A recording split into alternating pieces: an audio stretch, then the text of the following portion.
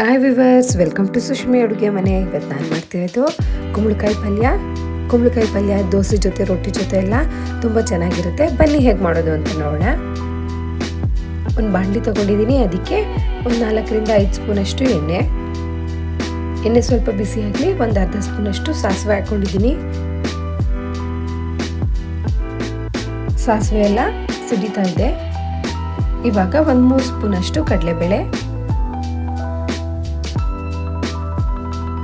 Low ಫ್ಲೇಮಲ್ಲೇ ಕಡಲೆಬೇಳೆ ಎಲ್ಲ ಬಣ್ಣ ಬದಲಾಗೋ ತನಕ ಫ್ರೈ ಮಾಡ್ಕೊಳ್ಳೋಣ. ನಿಧಾನಕ್ಕೇನೆ ಲೋ ಫ್ಲೇಮಲ್ಲೇ ಕಡಲೆಬೇಳೆ ಬ್ರೌನ್ ಆಗೋ ತನಕ ಫ್ರೈ ಮಾಡಿಕೊಂಡ್ರೆ ಅದು ಕ್ರಿಸ್ಪಿಯಾಗೇ ಇರುತ್ತೆ.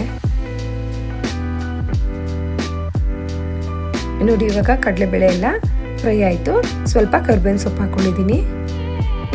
ಜಾಸ್ತಿನೇ ಹಾಕ್ಕೊಳ್ಳಿ, ಸ್ವಲ್ಪ ಕರ್ಬೇವಿನ ಸೊಪ್ಪೆಲ್ಲನೂ ಚೆನ್ನಾಗಿರುತ್ತೆ. ಒಂದು 8ರಿಂದ 10 ಹಸಿಮೆಣಸಿನ್ಕಾಯಿ ಕಟ್ ಮಾಡಿ ಹಾಕ್ಕೊಂಡಿದ್ದೀನಿ. ಕುಂಬಳಕಾಯಿ ಸ್ವಲ್ಪ ಸ್ವೀಟ್ ಇರುತ್ತೆ ಅಲ್ವಾ, ಹಾಗಾಗಿ ಹಸಿಮೆಣಸಿನ್ಕಾಯಿ ಸ್ವಲ್ಪ ಜಾಸ್ತಿನೇ ಹಾಕ್ಕೊಳ್ಳಿ. ಇದೆಲ್ಲ 1 ನಿಮಿಷ ಹಾಗೇ ಫ್ರೈ ಆಗಲಿ. 3 ಮೀಡಿಯಮ್ ಸೈಜ್ ಈರುಳ್ಳಿ ಕಟ್ ಮಾಡಿ ಹಾಕ್ಕೊಂಡಿದ್ದೀನಿ. ಈರುಳ್ಳಿ ಬೇಕಿದ್ರೆ ಸ್ವಲ್ಪ ಜಾಸ್ತಿನೇ ಹಾಕ್ಕೊಳ್ಳಿ. ಅರ್ಧ ಸ್ಪೂನಷ್ಟು ಉಪ್ಪು ಹಾಕಿದ್ದೀನಿ, ಈರುಳ್ಳಿ ಬೇಗ ಫ್ರೈ ಆಗುತ್ತೆ ಅಂತ. ಹಾಗೆ ಇದನ್ನೆಲ್ಲ ಮಿಕ್ಸ್ ಮಾಡಿಕೊಂಡು ನೀಟಾಗಿ ಫ್ರೈ ಮಾಡ್ಕೊಳ್ಳೋಣ.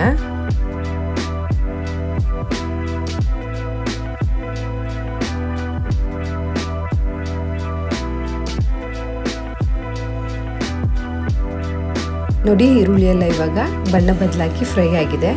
ಕಟ್ ಮಾಡಿ ಇಟ್ಕೊಂಡಿರೋ ಕುಂಬಳಕಾಯಿ ಹಾಕ್ಕೊಂಡಿದ್ದೀನಿ. ಆದಷ್ಟು ಕುಂಬಳಕಾಯಿನ ಸಣ್ಣ ಸಣ್ಣಕ್ಕೇ ಕಟ್ ಮಾಡ್ಕೊಳ್ಳಿ, ಬೇಗ ಬೇಯುತ್ತೆ.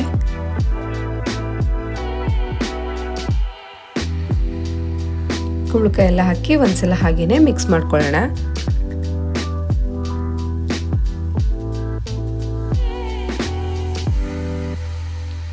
ಅರ್ಧ ಸ್ಪೂನಷ್ಟು ಕಲ್ಲುಪ್ಪು ಹಾಕೋತಾ ಇದ್ದೀನಿ. ರುಚಿಗೆ ಎಷ್ಟು ಬೇಕೋ ಅಷ್ಟು ಹಾಕೊಳ್ಳಿ. ಎಲ್ಲನೂ ಒಂದ್ಸಲ ಚೆನ್ನಾಗಿ ಮಿಕ್ಸ್ ಮಾಡ್ಕೋಬೇಕು.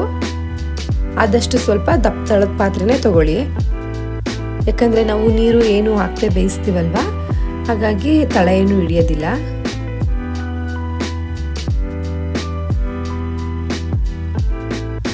ಇದನ್ನೆಲ್ಲ ನೀಟಾಗಿ ಎಲ್ಲ ಮಿಕ್ಸ್ ಮಾಡಿಕೊಂಡು ಲಿಡ್ನ ಕ್ಲೋಸ್ ಮಾಡಿಬಿಟ್ಟು 1-2ರಿಂದ 3 ನಿಮಿಷ ಹಾಗೆ ಬೇಯ್ತಾ ಇರಲಿ. ಮತ್ತೆ ಒಂದ್ಸಲ ಹಾಗೆ ಮುಚ್ಚಳ ತೆಗೆದು ಎಲ್ಲನೂ ಒಂದ್ಸಲ ಮಿಕ್ಸ್ ಮಾಡ್ಕೊಳ್ಳೋಣ.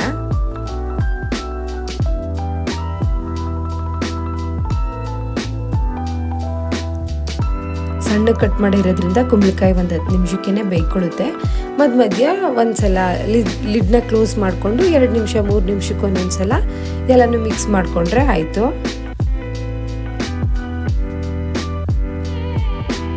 ಮತ್ತೆ ಲಿಡ್ನ ಕ್ಲೋಸ್ ಮಾಡಿಬಿಟ್ಟಿದ್ದೀನಿ. ನೋಡಿ, ಇವಾಗ ಎಷ್ಟೋ ಸಾಫ್ಟ್ ಆಗಿದೆ ಅಲ್ವಾ. ಸುಲಭವಾಗಿ ಮಾಡ್ಕೋಬೋದು. ಯಾವುದೇ ಮಸಾಲೆ ಪದಾರ್ಥ ಏನು ಯೂಸ್ ಮಾಡೋದಿಲ್ಲ.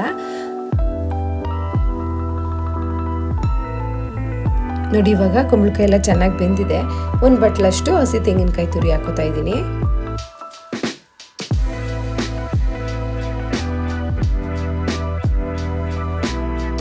ಸ್ವಲ್ಪ ಸಣ್ಣದಾಗಿ ಕಟ್ ಮಾಡಿರೋ ಕೊತ್ತಂಬರಿ ಸೊಪ್ಪು. ಇವಾಗ ಸ್ಟವ್ನ ಆಫ್ ಮಾಡಿಕೊಂಡು ಎಲ್ಲನೂ ಒಂದ್ಸಲ ಮಿಕ್ಸ್ ಮಾಡಿಕೊಂಡ್ರೆ ಕುಂಬಳಕಾಯಿ ಪಲ್ಯ ರೆಡಿ ಆಯಿತು. ಕುಂಬಳಕಾಯಲ್ಲಿ ವಿಟಮಿನ್ ಎ ಇರುತ್ತೆ, ಜಿಂಕ್ ಇರುತ್ತೆ. ಮಕ್ಕಳಿಗೆ, ದೊಡ್ಡವ್ರಿಗೆ, ಎಲ್ರಿಗೂ ಆರೋಗ್ಯಕ್ಕೆಲ್ಲ, ಕಣ್ಣಿಗೆ ಎಲ್ಲ ತುಂಬ ಒಳ್ಳೆಯದು. ಫೈಬರ್ ಕಂಟೆಂಟ್ ಎಲ್ಲ ಚೆನ್ನಾಗಿರುತ್ತೆ. ಆರೋಗ್ಯನೂ ಆಗುತ್ತೆ, ನಿದ್ದೆ ಕೂಡ ಚೆನ್ನಾಗಿ ಬರುತ್ತೆ. ಸುಲಭವಾಗಿ ಮಾಡ್ಕೋಬೋದು. ಮಸಾಲೆ ಪದಾರ್ಥ ಏನು ಹಾಕಿರೋದಿಲ್ಲ ಅಲ್ವಾ, ಹಾಗಾಗಿ ಬೇಗನೆ ಜೀರ್ಣನೂ ಆಗುತ್ತೆ.